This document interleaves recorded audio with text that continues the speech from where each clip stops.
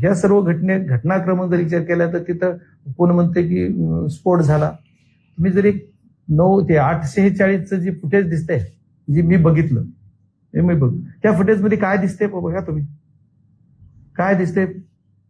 Flight touch होऊन crash नाही झालं. नाही, त्याच्यात मला जेवढं कळतंय, ठीक आहे, तुम्हाला क्रॉस झालं, टिल्ड झालं, ठीक आहे, पण जमिनीला टच व्हायच्या अगोदरच ब्लास्ट झालाय. कारण ब्लास्ट मध्ये सुद्धा इंजिनचा जो फ्रंट पार्ट आहे तिथले लोक उडलेत बाहेर, आणि त्याच्यानंतर जमिनीवर टच होऊन स्फोट झाला. त्याच्यानंतर दुसरा स्फोट दिसतोय. म्हणजे मग ही घटना काय असू शकते? त्याच्यात संशय नाही का? त्याच्यात बॉम्ब होता का? इंजिन असं ब्लास्ट झालं, खाली न टच होता?